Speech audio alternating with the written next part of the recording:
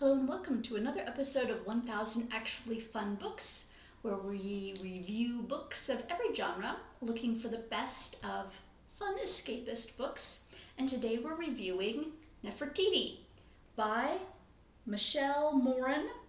It says, Queen of Egypt, Daughter of Eternity. This is a historical fiction book of ancient Egypt. So Nefertiti. So obviously ancient Egypt. So the whole plot revolves around Nefertiti from the point that she is chosen to be the wife of the pharaoh in waiting, I guess you could say. He's not quite pharaoh yet because his father's still around, but to be pharaoh, the crown prince of Egypt, I guess we could say. So the time she's chosen to be his wife to the time a little bit after when she dies. Basically just an epilogue after she dies. It revolves around her and all the court intrigue, all the political maneuvering that goes on in the Egyptian court of that time period. Now, it is not from her point of view. It's actually from her sister's point of view. Let me see if I can pronounce her sister's name. Mutnodjemet. Sure, we'll go with that. They call her sometimes Munti. So we'll go with Munti. So it's her younger sister's point of view of all the happenings that are going along. And that's pretty much the plot. It's to give a good summary of this is backstabbing and stepping over people's shoulders, crushing them on your way to ascension. That is kind of the plot. It's all about court intrigue.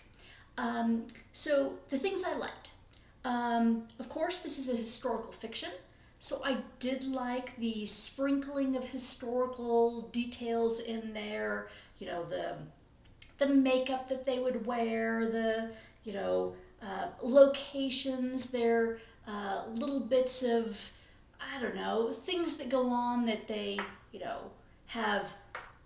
And I don't know whether the author's making some of these details up or whether they're factual, but things like, the people the slaves or servants, I'm not sure which, that carry the litter that the royal family is carried in, 6 for Pharaoh, and everybody else has to have fewer people carrying them. Things like that are, just little details that maybe they're factual, maybe they aren't, but they're interesting. So I liked that. I liked we won't call her the main character, but our point of view character, Munti. She is a pretty nice person. So she kind of comes into the court intrigue with an outsider perspective. She is not looking to be advancing her career or anything there. She's there to help her family, her sister, and others in her family.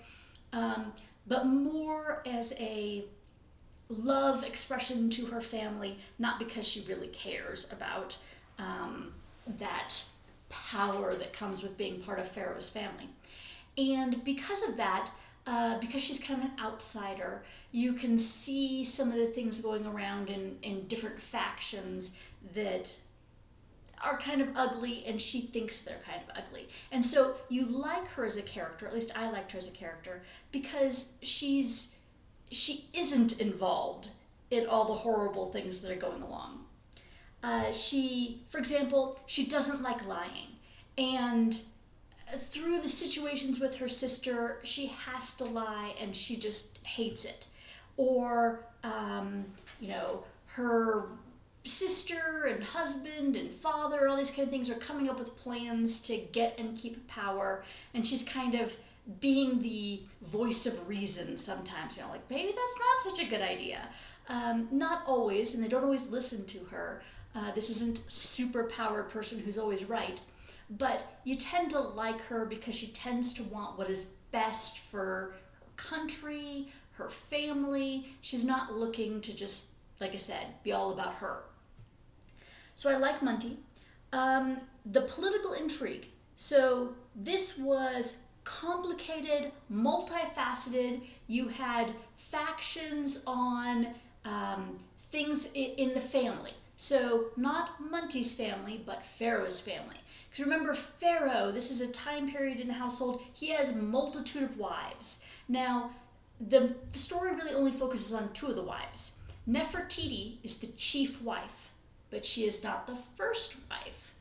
And so Nefertiti is always trying to get one up on the other wife. She wants to have the most attention. She wants to have the most love. So, for example, the other wife is giving birth, and she gives birth to a prince, a son of Egypt. And Nefertiti is like, as soon as she hears that her rival has given birth to a prince, she takes to her bed and goes, "I'm ill, call Pharaoh in, I'm dying."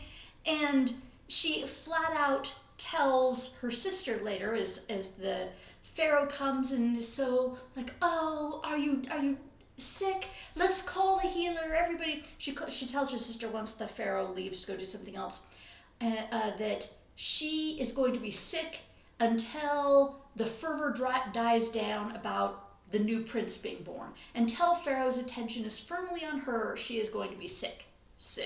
I mean, that tells you something about Nefertiti, right? But there's that intrigue going on. Why is she doing it? Because she's got a rival that she's trying to one-up. So other examples, religion. So this is a huge part of this book. There are two rival things going on in religion. There's Amun and Aten, I think is what's going on. So Amun is the established priesthood of the pantheon of gods and goddesses that the Egyptians worship. And Pharaoh comes along, and he does not like that the priests of the established priesthood have so much power. They basically control the purse strings, the treasury of Egypt. And he's like, "That should be mine, thank you very much." And so he tries to create a new religious system with him as the head of it. Instead of worshiping a god of the sun, we will worship the sun itself, kind of thing is what is going on. And so he has this tug of war going on with how he's going to manage that. And how will the people react to that? Are they going to rebel? Or is the military going to follow him? Is the military going to rebel? What's going on with that?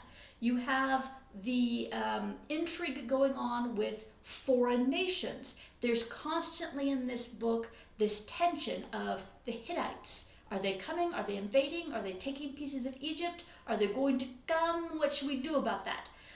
There's court advisors going on. Who is going to be the chief advisor? Which person is the Pharaoh going to listen to and thus have all the power? Who is going to give Pharaoh good advice versus who is going to give Pharaoh the advice he wants to hear, right? And Nefertiti is at the center of all of this, and thus our main character is also involved in it. So Nefertiti, okay, let me just say, coming back to things I liked, okay, the political intrigue, like I said, multifaceted, very complicated, really well written. But if I get down to things I dislike, I will say I didn't enjoy that. Okay, this is not my kind of style of story that I like. I do not like watching people manipulate and backstab and step all over and everything. Excuse me. Nefertiti is queen of political intrigue. She is queen of politics. She just thrives in everything to do with the court system as far as trying to be the center of attention and get the most power. So Nefertiti comes across extremely narcissistic in this book. It is all about her. And you can see this probably most clearly about midway through the story when she's referring to her sister. So her sister is kind of looking around and going, okay, Nefertiti, who's only like 2 years older than her, already is pregnant with her second child and, has a family, and her sister Munty is like, I would like a husband and children of my own. Is my whole life going to be just sitting here serving Nefertiti? And Nefertiti was basically like, yes, your purpose in life is to be my maid. You are here for me. I want you to love me first and only. That is your purpose in life. And that tells you about Nefertiti. She didn't care about what her sister wanted. She wanted it to be all about her. And she flat out says that. Now, obviously, this is the way the author chose to do that. We don't have enough information about Nefertiti to actually say this is how it was really like. But that's the way the author chose to write it. And I don't like that. Nefertiti is not a likable woman. She comes across as very selfish, extremely self-centered, all across, all the way throughout the book. And, like her rival is pregnant and she contemplates, should I give her, herbs to make her lose the baby? Should I, what will be best for me, not what's best for Egypt? That's all her focus is. What is best for me? How can I get the most power throughout the whole thing? So everything she does is focused on that. And that can be really kind of not fun, I don't think, to read about. Now, the author seems to have realized that, which is why we have Munti as the main character, because she is likable. We want to have her succeed, have her have a love of her life or whatever, or at least a husband and kids that she wants so much, because you want good things for her. For Nefertiti, you're like, if she fails at everything, you kind of feel like, well, she got what she deserved. I didn't like Nefertiti herself. Another thing I didn't like was, we'll just say, the romance. I mean, there really isn't any. I wouldn't say I dislike it because of that, because romance is not the focus. This is not a romance book. But I meant more like, so Munti does desire a husband, but her growth in relationship with the man that she chose is pathetic. It's like she sees him, she talks to him a couple of times, and it's like, that's the man I'm gonna marry.